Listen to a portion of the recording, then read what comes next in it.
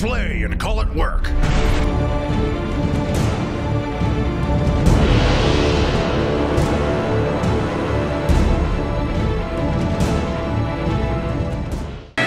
So Quirk, how you feeling about today? Excited. Yeah? It'll be intense.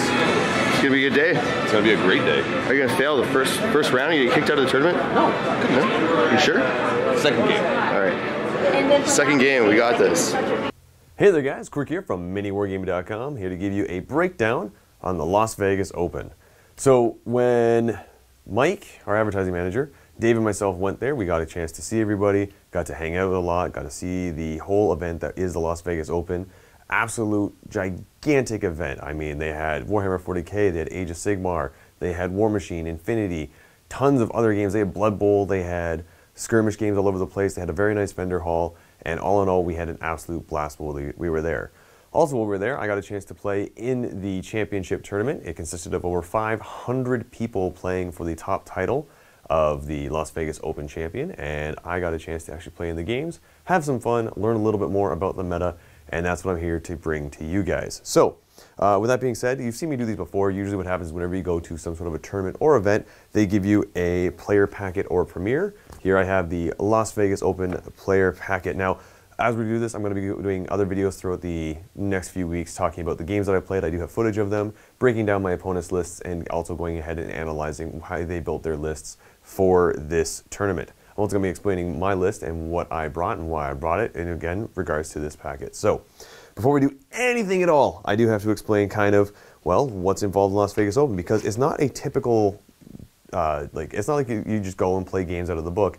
This one actually had, again, a very ITC style playthrough where you have to pick your secondary objectives. Every mission is pre-set up. All the objectives are set up in specific areas. So everything's done like that. One of the things I did like about this, and it's actually not very well explained in the packet, is that tabling is not a victory. Tabling means the game ends immediately and you and your opponent go to the score to see who won. So a viable tactic that some of the players had while they were there was to get a very, very, very strong lead in points at the beginning and then force their opponent to table them by engaging them in close combat, putting them in scenarios where they had to get them off an objective or leave them there to keep getting points. So it was actually a viable tactic in the tournament. Now, let me go ahead and jump straight to this. Now, they do have a couple FAQs and erratas in here. A lot of them, for the most part, are just your typical tournament things, such as you have to have at least a 3-color tournament standard minimum on your miniatures, and your judge has the right to remove the model if at any point, even if it means it's going to occur mid-game. So if you have a model that's completely unpainted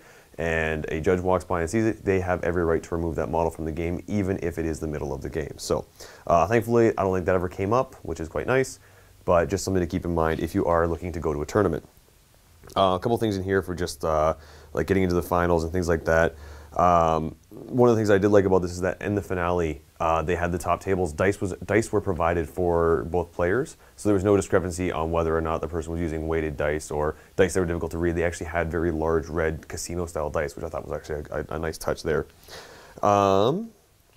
Moving on from there, we've got the mission guidelines. So in the 8th edition ITC mission packet, it basically goes through all of the different missions that you're going to be playing, where the objectives need to be set up, how they need to be set up, who gets to do what, and every game essentially starts with the pre-game deployment and setup. So pre-game step number 1 is before any dice are rolled, both players choose warlord traits, psychic powers, and spend their pre-deployment command points. In addition, any relics that we use, this will be written down and noted clearly for reference throughout the game. Now, typically when you go to a tournament, it wasn't really explained here, but you are supposed to exchange lists with your opponent. And it's kind of a common courtesy to have a spare list so that your opponent may keep it, write on it, use it however they wish. I ran into no issues with this at all. I actually went ahead and printed out a very large, I think it was about 9 or 11 pages to explain what my army did, so that there was no rules discrepancy whatsoever between my opponent and I, so that they knew everything that my army could do, and there was never any moment of, oh, I got you because you didn't know I could do this. So a lot of people were nice enough to do that. Some people just kind of wrote out what their list does because it's, you know, it's a meta game. Everybody knows what certain lists do, and otherwise it was very clear there. So made it very easy when somebody actually hands you a copy of their list so that you can write on it saying, okay, well, this is the target that I'm going to use for this secondary objective. This is the relic that you're taking. This is what it does. This is what your warlord trait does, what the psychic power does. It's nice to have that as reference if you're not familiar with the army you're playing against. So it gives you and your opponent a chance to discuss everything. And then step 2 is that you and your opponent reveal all of the psychic powers, warlord traits, pre-deployment command points, and relics that you have chosen simultaneously. Then you go to the deployment map and objectives. Now the players roll off for step 1 to figure out who's going to get deployment. The player who rolled higher randomly determines the deployment type for the maps using on pages 216 and 217 of the rulebook, and can choose their deployment zone. So if, for example, you roll off and you happen to win the roll and you get hammer and anvil, you get to pick which side you're going to deploy on. Then step 3 is that you place the objectives following the scenario guidelines listed in each mission. All objectives are considered on the ground floor and may not be placed inside of enclosed buildings. Move terrain if necessary to accommodate this requirement. Again, really nice that they were able to do that because it prevents people from having objectives in places that are unobtainable to certain players. If they don't have anything with fly or jump or some sort of a special rule that can get them up a 6-inch vertical lift, it's nice that they actually went ahead and put that rule in there to prevent that from happening. So nobody was able to kind of game the objective system and put objectives in unobtainable places. Distance measured to and from the models closest apart from the objective marker when determining the models are in range to control the objective. This is another ITC rule. The models are measured from the objective marker itself. In the big rule book, it says you measure from the center of the objective. They say from the actual objective marker, so you can go straight from the edge, which gives it a little bit extra range, but it makes it so that you're never having to argue with your opponent what the actual center of the objective marker is, and also helps for measuring any tough distances to make sure you're within that 3-inch range. So. Okay, then step 4, each player chooses 3 of their secondary mission objectives listed below. A player may only choose each mission once, then they reveal it to their opponent simultaneously. Now, before we go on, I'm going to go ahead and talk about the secondary missions because this is a huge thing in this game. This is actually where a majority of points were actually scored throughout the game. So, again, your secondaries are scored. You can only get a max score for each of the 3 secondaries you pick of 4. So if you pick 1, 2, and 3, your max score on the secondaries is going to be 12 points. That's only if you scored perfect scores on all 3 of those secondaries. The first one that we have here for a secondary objective is Headhunter. You get 1 point for each enemy character that is destroyed. Can be pretty easy if your opponent's bringing a lot of characters. I made it a little bit difficult with my list because I only brought 4 characters, so the only way a person can get a perfect score against me with that objective is if they actually went ahead and killed all the characters in my army, and I made sure that that never happened. Another one that we have in here is Kingslayer. Now, Kingslayer is a little bit risky if you're going to take it because it has a lot of stipulations that make it difficult to be a very viable secondary unless your opponent brings something like a Demon Prince or Guilliman or something that has a lot of wounds. The reason for that is because you choose an enemy model that is a character. You score 1 point for every 2 wounds of damage it loses. This is cumulative, so it keeps adding up for every 2 that you do. In the instance where a character may regenerate wounds or resurrect during the course of the game, total wounds it loses over the course of the game are considered towards the mission. So if you have Guilliman, for example, who just completely died, and then you roll and he gets a D3 wounds back and he gets 3 wounds back, you do not take those wounds back and lose the points. You actually can keep getting those points from there.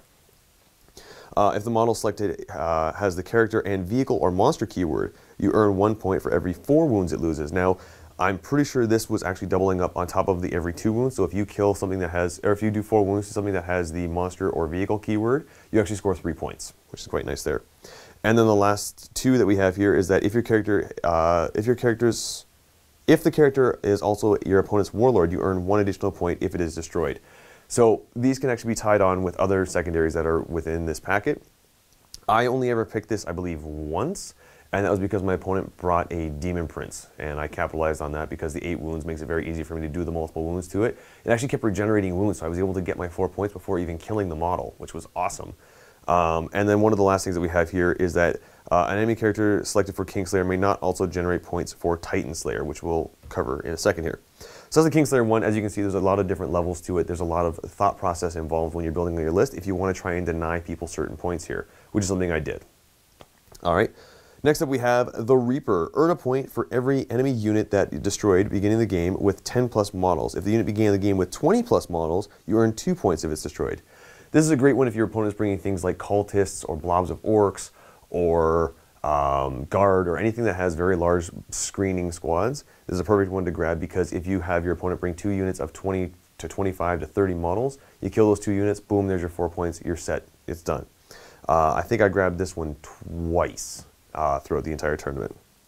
Again, when I built my list, I saw this and I was like, okay, you know what? I need to deny people the ability to take this secondary. I essentially built my list with the intent of denying secondary objectives, which comes into play for a good chunk of these, but there's some of them that even, no matter how I built my list, I can't deny people from getting them, and we'll see those in a second here, which is the next one I've got. Recon. Have a unit at least partially in each table quarter at the end of your player turn. A unit may only count as being in one table quarter at the time of the purpose for this rule. 1 point per turn. Now, this is one that I almost took every single game because I have things that can deep strike. I have things that move incredibly fast because I took the Harlequins and Eldar, and it made it very easy for me to always be 4 models in all 4 table quarters. There was no specific range to it. It was just, 24 inches up, 36 inches across. Those are your 4 table quarters. Be in those, score a point.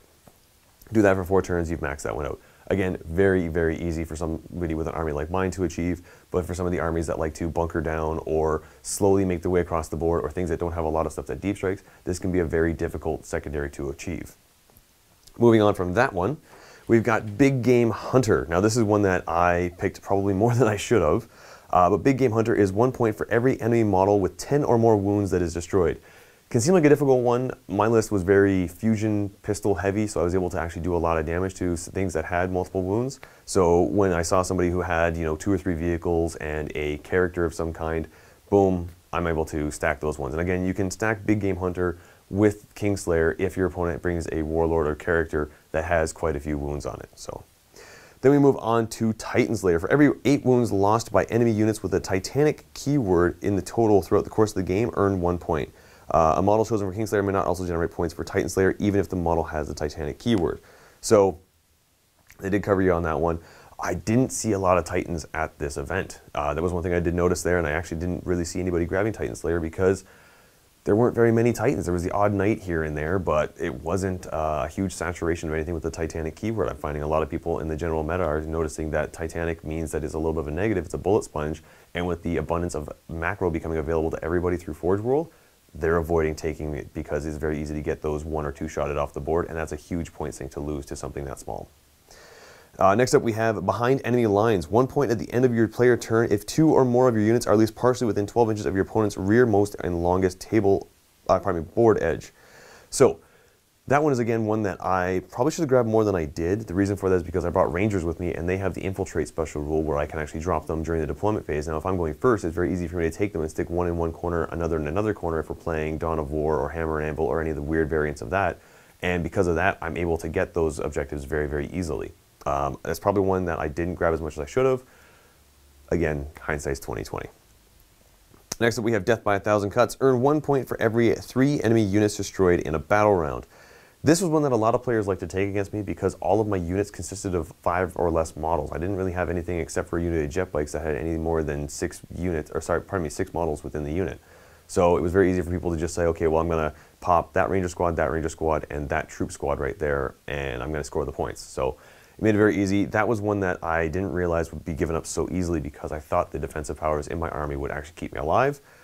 But again, I'm not the only one who made this mistake. There's a lot of people out there who were playing Eldar who brought a saturation of many small units and gave points from Death by 1,000 Cuts.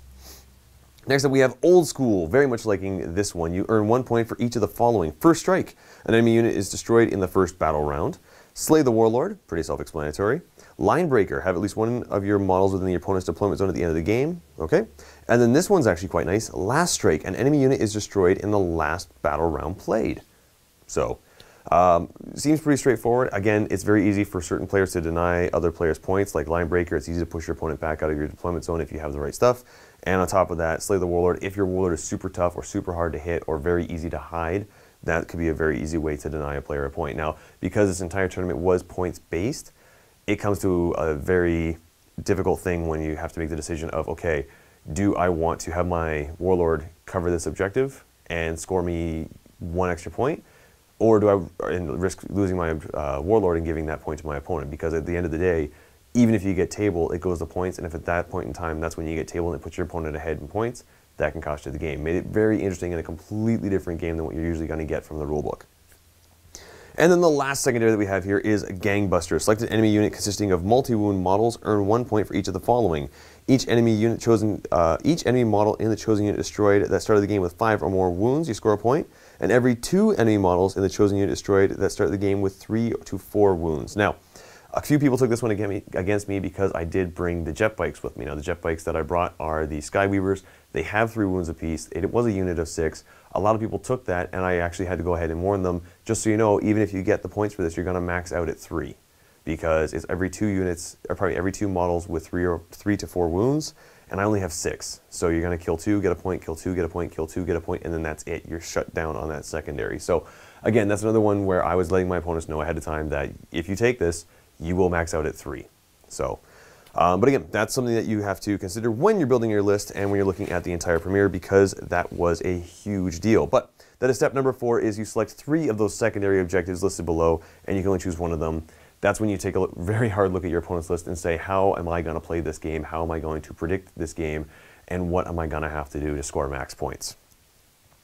Then step 5, the player who lost the roll-off in step 1 deploys first. Deploying proceeds normally thereafter. So person who picks the deployment zone, opponent then goes ahead and places the first model. You alternate back and forth as you normally do, following the regular deployment rules.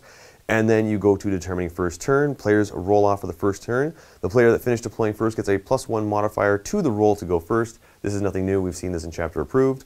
The player who wins the roll off may choose to go first or second. The player who goes second may also choose to seize the initiative. Normally, if you're the player who won the roll off and you choose to go second, you're not going to try and seize the initiative on yourself. But again, that is out there. Now, the one thing to keep a note of on the side there is that with the new chapter approved, a lot of players were saying that they wanted to spend a command point to re-roll their seize the initiative. With chapter approved being out now, you cannot use command points to use you cannot use stratagems to alter either the score that you get for D3 to D6 to whatever points you get when you're playing that type of game. You also can't use it to alter the game turn. So you can't use it to determine, okay, well, if I get this 6, it's still altering the game turn. You can't use the command points for that. So that was a thing that came up every now and then in a couple of games, but nothing really major. I don't think any of my opponents really had an issue with it or even brought it up, but I did notice a couple of players saying, okay, well, I'm going to spend a command point, and then getting into a little bit of a dispute about that. Anyway, next up we have game length, tabling, and concession scoring. So each game lasts 6 rounds. At the beginning of the game's concession, the player with the highest total score is the winner. If players choose to concede before the game has come to a natural conclusion, they automatically score 0 points. If the opponent is marked as the victor at the time of the concession, the victor keeps their current score and earns 4 points per remaining battle round towards the primary mission, assuming their army has enough forces to accomplish mission objectives. Additionally, the victor may also earn maximum number of possible secondary mission points left to him, also assuming the victor's army has the capability of accomplishing these mission objectives. So, essentially, if you get tabled, game ends immediately, you go to points. Usually, if you're the one getting tabled, you're going to lose. There are, again, those odd moments here and there where people will say, you know what, I'm going to try and get you to table me because I'm far enough ahead in points that even if you table me and you score the points for the round for tabling me, I'm still going to win. It's very rare, but it did come up every now and then. I think that was pretty much it. All right, and then concessions. So the way each of these games were scored, so that was game length, tabling, and scoring. Now let's go on to the actual scoring method. So we've done the secondaries. I've explained how you select them. I've explained all that. Let's talk about the actual primary objectives. So there are the primary missions. There is the end of player turn scoring, and then there was also the end of battle round scoring. Now, the end of player turn scoring was based on 2 main things. One, do you hold 1 or more objectives? If the answer is yes, you score a point. Was an enemy unit destroyed during your turn? Player turn, sorry. If the answer is yes, you score a 2nd point. So there's 2 points that you can score right there just by holding an objective and killing something. There's also bonus missions, or pardon me, bonus objectives that were available in every single mission. Things like if a player holds or contests 5 or more objectives at the end of the player turn, they gain an extra point. That was the bonus. So the max that you can get at the end of your turn on the primaries is 3. Then your opponent would go. They would again try the best they possibly could to strive to get the 3. And then once that was done, you went ahead and do the end of battle round scoring. Now the end of battle round scoring is, do you hold more objectives than your opponent? If the answer is yes, you score a point. If it's a tie, you don't score anything. And again, if your opponent holds more, obviously they get the point. Were more of your opponent's units destroyed this battle round than your own? So did you kill more than your opponent? If the answer is yes, you score another point. So the maximum amount of points that you can get in any single turn is 5. So when you consider that with all the other things that are available, and the game only goes for 6 battle rounds, that means the maximum points that you could possibly score in a perfect game is 42. Because you've got 5 times 6, which gives you the 30, and then the 12 points for the secondaries, which puts you up to 42. So that, if you get a 42 in a game, that is a perfect score. Congratulations. You have done phenomenally. Did not see very many of those. There was the odd one here and there, but for the most part, it was very rare to see somebody actually get a full-on perfect 42. Most of my games, I believe my first one ended off with like an 18. My second one ended off with a 35. And then from then on, like, it was just all over the place. But at no point, I think, did I ever get more than 38 or 37. So moving on from there, I think that's pretty much it until we get on to the actual missions, which is something that I'm going to be covering in the breakdowns and reviews of the games that I played against everybody. So that's going to be it for the premiere. Hopefully you guys enjoyed this video. If you actually went ahead and attended the LVO and got a chance to play in any of the championship games, go ahead and leave a comment in the comment section below to let us know how your experience was. And also, if you guys are enjoying these videos, let me know, because I'm having an absolute blast going to these events, filming this stuff for you, getting a chance to actually play these very unique and specialized games. Like, I've never seen anything like this before. Whenever I've played tournament scenes for years and years and years before I even worked at MiniWarGaming, and now coming back to it and seeing the way this is being played, I absolutely love it. And I'm having an absolute blast. So hopefully you guys are enjoying these videos. In the vault, I'm going to be going ahead and doing a full-on breakdown of my army, going through all the details of what I did, why I brought it, and how it actually came into play during the missions that I played. So if you're already a vault member, we will see you in there. If you're not already a vault member, go ahead and click that link below. You'll get a 7-day free trial where you can see this video, as well as all the other videos that we do here at MiniWarGaming. We have battle reports, painted tutorials, behind the scenes, open vault, sit-in talks, discussions, special videos, everything that we can possibly offer, it's there for you. So guys, go ahead and click that link below. I will see you in the vault when we talk about my army. Thank you so much for watching, and happy wargaming.